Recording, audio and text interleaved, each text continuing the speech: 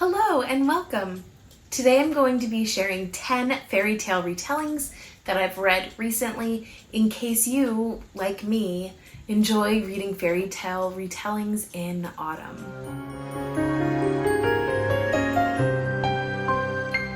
So the first retelling I wanted to share is The Carver the Queen by Emma C. Fox. This is published by Owl's Nest Publishers, who were kind enough to send me an ARC. This is a middle grade novel. I would say it pushes to the upper middle grade age level. There is romance in this. It's a very wholesome, sweet, innocent romance, but there is romance nonetheless. And this book is a Russian folklore retelling of the Malachite Queen who, because malachite is a copper ore, lives inside of a mountain. She is much of a myth in the town that our two main characters live in, and they are Lena and Peter. They are both on the fringes of society. Peter really more so than Lena because he does not have a family, but he ends up managing to get an apprenticeship with the town expert in carving. Peter has skills in carving. He has a knowledge that is almost kind of unexplainable, and Lena works for the man who is giving the apprenticeship as well. And so they develop a friendship. They are under the bullying of Gorlov, who's this kind of nefarious character in town, and both Peter and Lena are learning through this story how to exert influence over their own lives and decisions and not to allow other people to do that for them. And of course, the myth of the Malachite Queen living under the mountain. There's really no proof of that, but people have gone missing in their town and people have said that they're in the service of the Malachite Queen.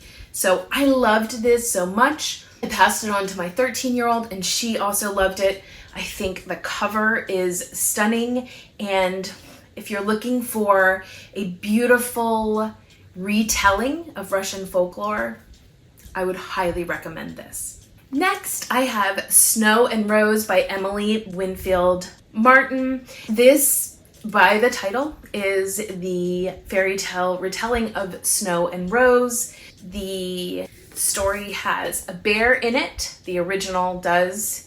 And what I love about this book the most is the artwork that is throughout this. It actually follows very closely to the tale with fox and a gnome character. So, but the best part really is the artwork.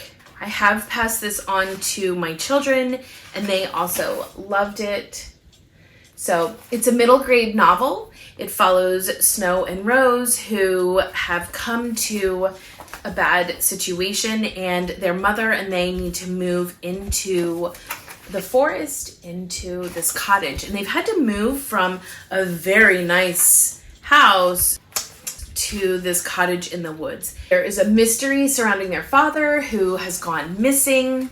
There are various characters. One of them is an older lady who runs this library, but the library doesn't have books. It has all of these sundry items. Snow and Rose, through the friendships that they find in this woods that they're living in this little cottage, go through this journey of meeting friends and trying to figure out what happened to their father. And it's just a quick, sweet read with beautiful illustrations. Next, we have another Russian folklore retelling, and that is The Bear and the Nightingale by Catherine Arden. This is actually a trilogy with The Girl in the Tower and The Witch of the Winter are the next two books in this trilogy. We follow Vasya, who is a girl who bucks norms and traditions in her cold climate community. She is often out in nature, and one day she's out and the cold starts seeping in and she finds something really odd in the woods, and she is swept up by a man on a horse and saved, essentially. While this is happening, her father travels to the nearby city and brings home a stepmother for the family who is a religious fanatic. So all of the cultural beliefs that Vasya has grown up with, that her mother had, that is in their community of house spirits that they need to appease, and the King of Frost, who they always must protect from.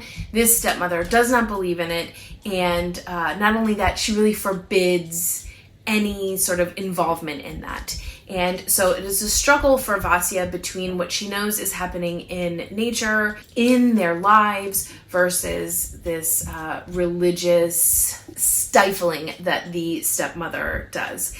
And it is, as you can tell from the cover, it's just beautiful story writing. The setting is perfect for this time of year. I would recommend that if you haven't read it, that you give it a try. Next is For the Wolf by Hannah Whitten. It is a duology. This is actually the second book in the series, which is For the Throne.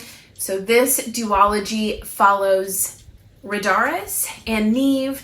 They are two sisters. Ridaris has spent her whole life as the second daughter, knowing that she would be given to the wolf in the forest as an appeasement for keeping their town safe from this wood that has the power to take over their village. And so obviously this is a Beauty and the Beast retelling, and as a Beauty and the Beast retelling, there is a library and a mirror comes into play, and there are these little nods to that fairy tale. The main character is Ridaris, not necessarily Neve, although Neve plays a main part in the second book in this duology.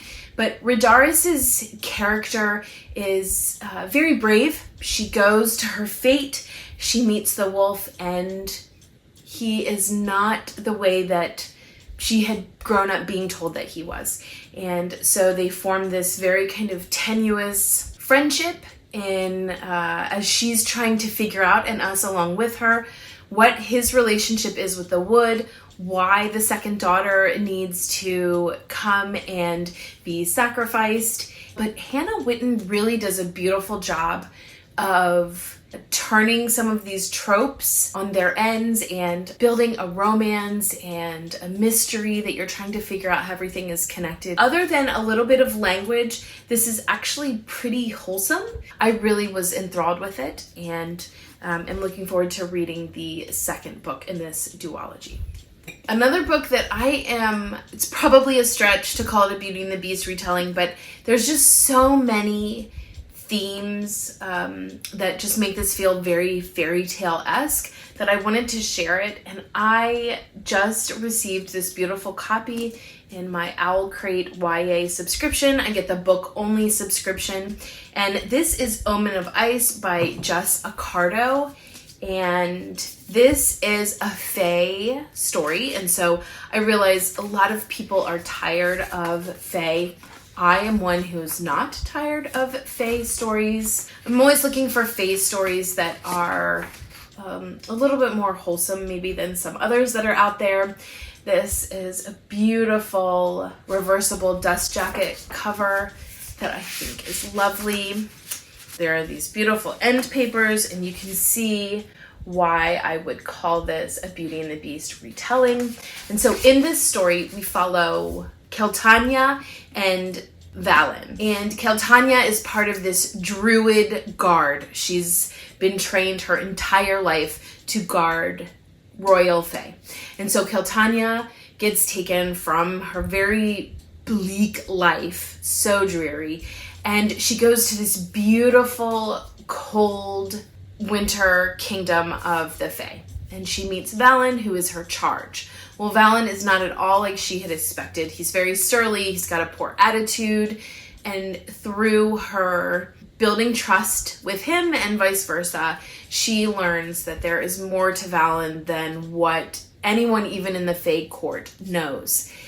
This has a beautiful journey, and that's probably my favorite part of this book. Is at one point they eventually go on a trip, and there is a little bit of romance. There's a lot of banter, but it's not open door. And usually the back and forth banter irritates me, but it's dual POV, so you get Keltanya's perspective and then Valen's perspective, which I think is why I liked the banter, because you could see what was going on in both of their minds. Owlcrate is a book subscription service, and oftentimes you'll find that they've done very similar books with the other book subscription services out there, Illumicrate, etc. This was one where they went out on a limb and they did a book that no one else was doing. There were hardly any reviews on Goodreads before they shared that they were doing this book, and I love that they found a book that not many people had heard of, and I loved all of the additions they made to this special edition. It has a signature, it has a letter from the author that is bound in with the book, and if you're looking for something that is fae and cold and banter but not very spicy, but also has a lot of twists, there's a Kelpie in this that is one of my favorite characters, and it does have a rose, which is how I'm tying in the Beauty and the Beast, other than the beast that you can see is in here. I would recommend this. I think it's a fun, quick read. I don't recommend the audio version. Male, who does the audio book, was not my favorite, so I just switched to actually reading the hardcover, but I would say give it a try. Next is Sorcery of Thorns by Margaret Rogerson. This, I would also say, is a Beauty and the Beast retelling. You can actually see there is a mirror at the top of this book.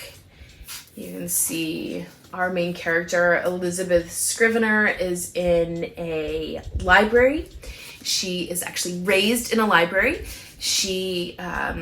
These libraries are not your typical libraries that we would know. They are full of grimoires and other magical books that seem to have a personality of their own. So they fight to be open, they fight to be released, and they have to get magical charms put around them to be able to keep people safe from these books.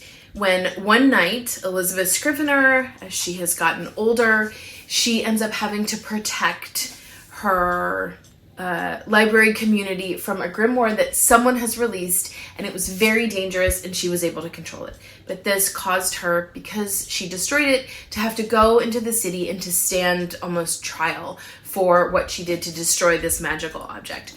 Through that, Nathaniel Thorne, who is a sorcerer, is the one who transports her into the city to be able to go on trial.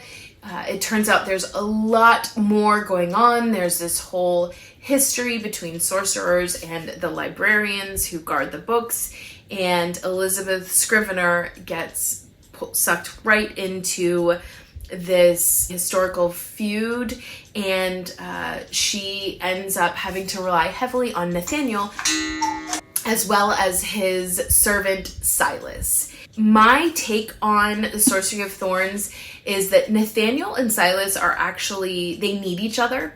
They have a magical relationship, and I almost look at Nathaniel as the man and Silas as the beast.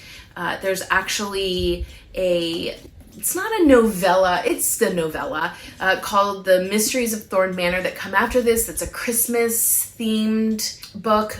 It's very thin, but it's I think a good addition to it. And in that you really kind of see even more relationship building in there between the man, the beast, and Scrivener. So I actually really loved this.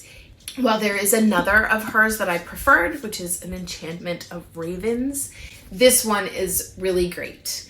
I hope to share Enchantment of Ravens a little bit later in a video, but for a retelling, this is a really great book. All right, the next two are by Naomi Novik, and I have put them in order of which ones I like better.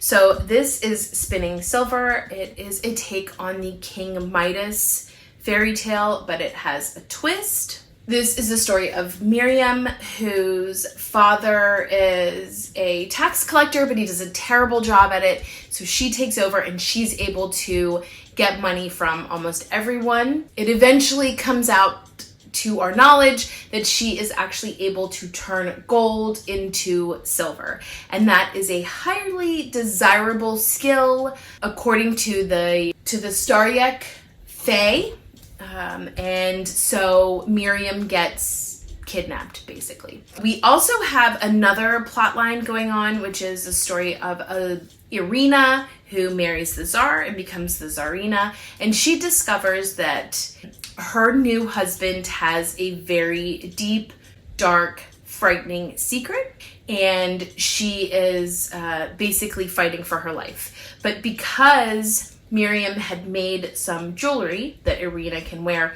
she is able to also move in and out of where she is to where these Starya fae creatures live as well. And it is the story of Miriam really kind of developing a close relationship with the Starya king. They actually get married right off the bat in the beginning, despite not really having much of a friendship even to build it on. But over time, we see them growing in affection for each other. It just is a beautiful Slavic take on the King Midas fairy tale story. The second Naomi Novik book that I wanted to share is Uprooted. This is, you can see by the rose, a Beauty and the Beast retelling, I would say. So Agnieszka is a young girl who is best friends with Kasia, and Kasia is the one who everybody in town has known has been chosen to be sacrificed to the dragon on her 18th birthday. The dragon is a wizard who lives in a tower that's kind of near to the town that they're in, but far enough away that they don't really know what happens in his tower. And years prior, they've sacrificed women to this dragon, and after spending time in his care, these women come home, but they're different and they end up moving away. And so Kasia has grown up knowing that she was the one that was going to be picked, but lo and behold, their 18th birthday ceremony where the dragon comes to choose the girls, he chooses Agnieszka. And she goes and lives in his tower, and it turns out he is teaching her spells and to be a witch. She finds a book by Baba Yaga. So again, we have that Slavic influence in this Beauty and the Beast story. And Agnieszka really relates to the spells and the style that Baba Yaga has written in, and she develops her own power separate from what the dragon is teaching her. The dragon is Sarkhan. There is this nearby wood that is taking over slowly but surely all of the towns. It's this evil wood, and if you go into it, you become corrupted. It actually turns out to be getting worse and worse. A prince whose mother, the queen, has been taken into the forest, and he wants to rescue her. The thing that I love about this is there is a romance, but it's really not a main part of this.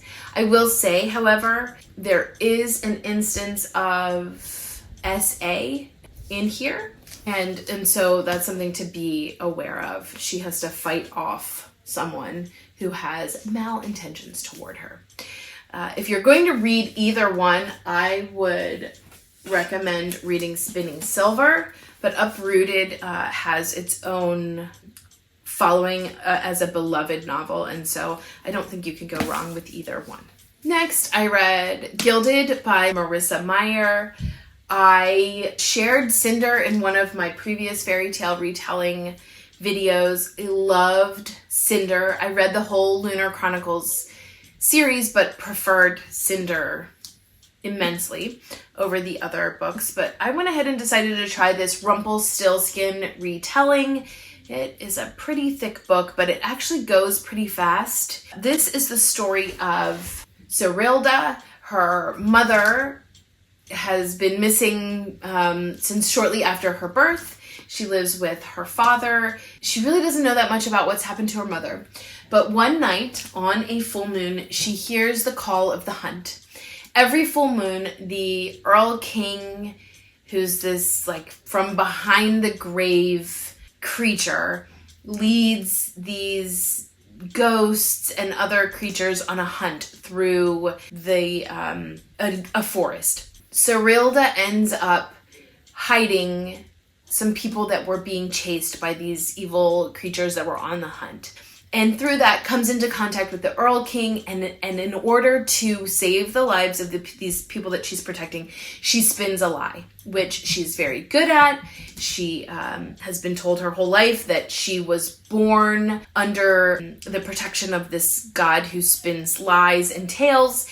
And she tells this king that she is able to spin straw into gold. And he says, great. So every full moon, he comes and takes her and puts her into this closed-in area with straw, and she has to spin gold.